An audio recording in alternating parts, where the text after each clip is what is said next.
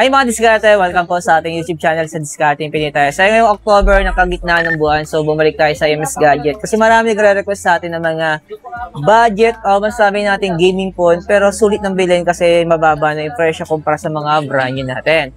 Pero tulad ng dati bossing, for recap natin, so available naman to sa mga installment na meron tayo tulad ng available po siya sa credit card installment, Okay. G-Gibbs, yung SPay natin, tsaka yung Skyro. Skyro. Yan. Maganda kay Skyro, second hand, pwede na, no? Pwede. So, tulad rin ng dati, diskarte ko interesado kahit malayo kayo, wala kayong time para pumunta sa pinaka-physical store nila dito sa may Green Hill Shopping Center sa may second floor, store number AB 17 po. Ayan. So, pwede naman po sa kanila ang cash on delivery or shipping nationwide. Kailangan nyo lang po mga diskarte ay mag-visit sa ating comment section or sa description kasi po yung contact number ng MS Gadget sa ilalagay natin dyan.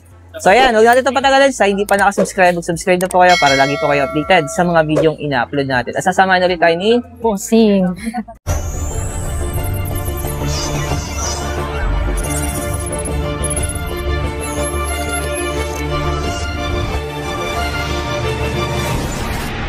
Ito mga diskarte na ito yung update natin ngayon sa mga second hand na mga gaming phone. Syempre sa mga budget phone din natin. So mapapansin nyo, meron itong S24 FE. At syempre sa mga gaming phone natin, Red Magic and Poco F7 Ultra. Ayan. Syempre meron din dito OnePlus. Ayan. So magsimula tayo bossing sa tablet natin. Medyo para kakaiba naman yung way ng pagpa-price update natin ngayong October.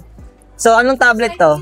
Ito si Huawei MatePad 11.5 Paper Matte Edition. Okay. Yung pre-owned niya is 14,000 na lang. 256GB na rin yan. 256 na to, 14,000. Meron na siyang kasama yung keyboard at saka yung pen niya. May kasama niya itong pen? Yes. Wow. May pen na siyang kasama.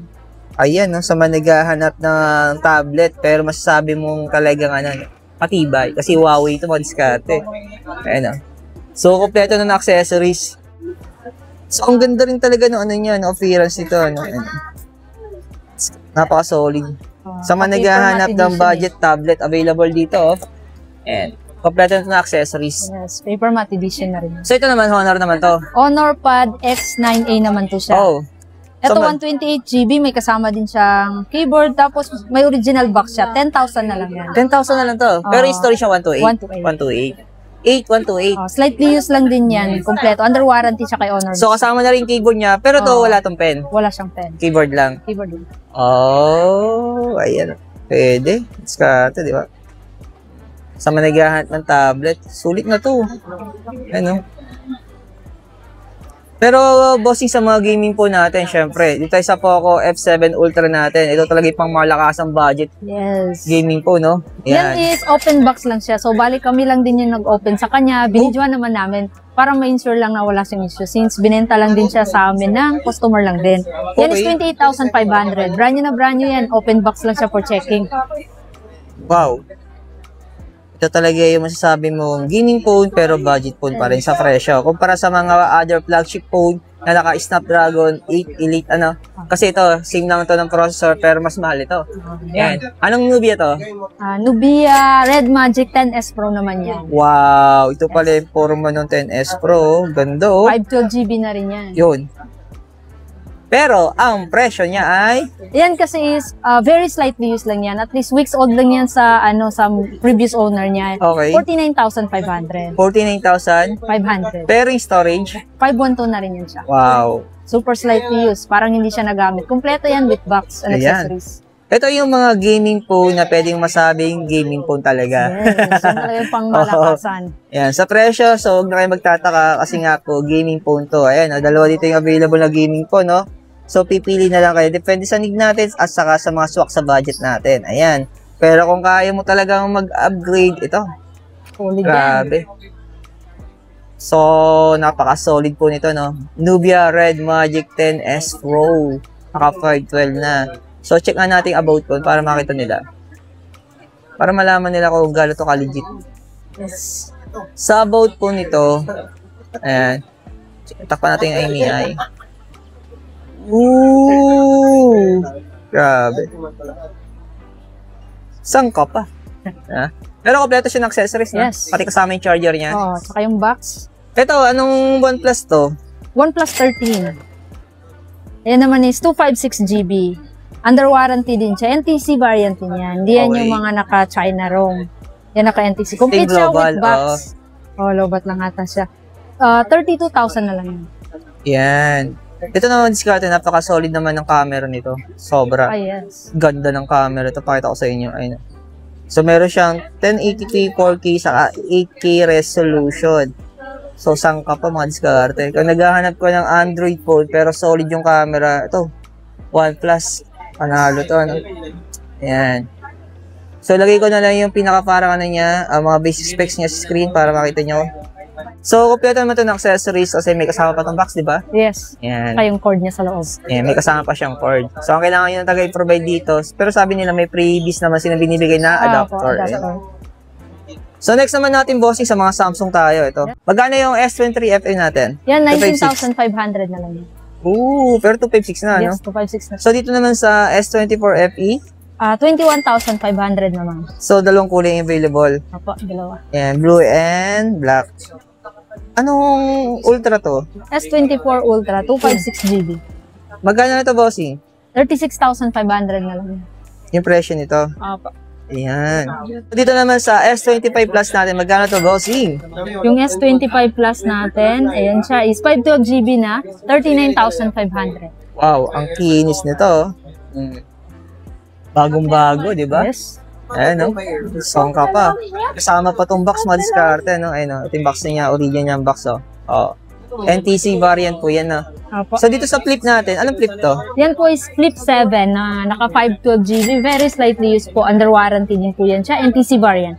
Oh. 46,500 naman. Yun. So, isang flip na naman.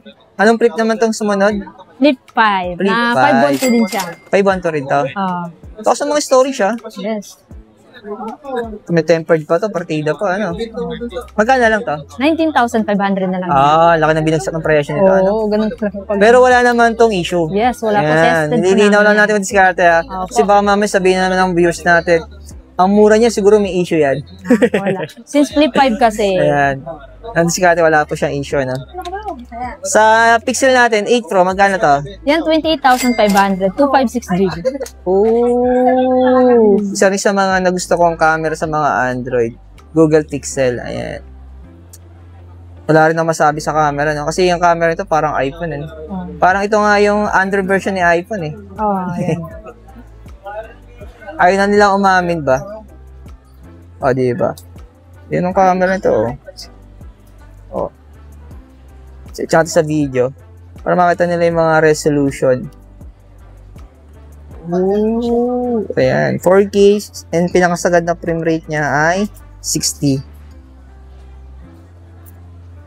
Ganda rin ng camera ni Google Pixel. Wala akong masabi. Ayan. So, lahat naman ito madiskarte, no? So, depende sa pag-uusap niyo ni bossing. So, bibigyan naman daw po kayo na non-discount. So, babawasan niya kahit mga piso. Meron pa yan. Meron pa rin. So, next naman natin, bossing, Pura 70. Ayan, 19,000 na lang po yung Pura 70 natin. 256GB na rin siya. Wala ko nang pinabahan ito, no? Oo. 19,000 na lang to? Oo. Grabe, May ang Pura gusto 80 mo ba na ng kasi. value ni, ni Huawei, no? Mahal-mahal to dati madiskarte, no? Ngayon, halos nasa mga kalahati na lang yung presyo. Ayan.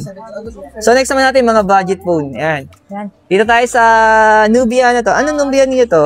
Neo 3 GT. Okay. Gaming phone din, na budget phone. So, May magkano trigger to? din siya. 10,000 na lang. Ito yung may trigger. Ayan, Kompleto din yan, may box. Pero yung storage niya ay 256 256 na. 5G na rin yan siya. Pero kompleto na accessories. Apo. Tama pa yun. Ito naman, Poco ano to? X7 Pro.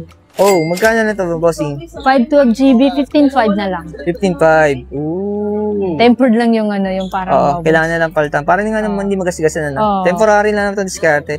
Pero pag binili niyo pa to, pre-tempered na to, papalitan nila yung free na tempered. Anong red nito? Note 12 naman yan. Okay, magkano na to? Yan yung budget nila natin. 5,000 na lang. 5,000. Oo. Pero yung storage niya ay 128GB. 128. 8128. So ito may Redmi pa to. Ano Redmi naman to isa? Yan, si Redmi Note 13 Pro Plus 5G, 512GB. Okay, magkano to? 12,500 na lang. Oh.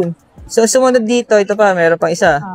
Si Redmi Note Turbo 4, pero naka-China ROM siya. Since China yung ROM mga to. Turbo 4, wala sa atin yan. Totoo yun. Yan China ROM is to. 13,500 na lang yan. Ayun, nakalagay dito, Chongqing Oh. Ayan, China ROM China ROM siya. Mayroon kasi mga customer naghahanap ng mga China RAM eh, kasi mura daw, mataas din yung specs, di ba? Pero check natin yung processor nito. So, ito yung pinaka-specs niya madiskarte, no? Bossing na China RAM nga lang siya.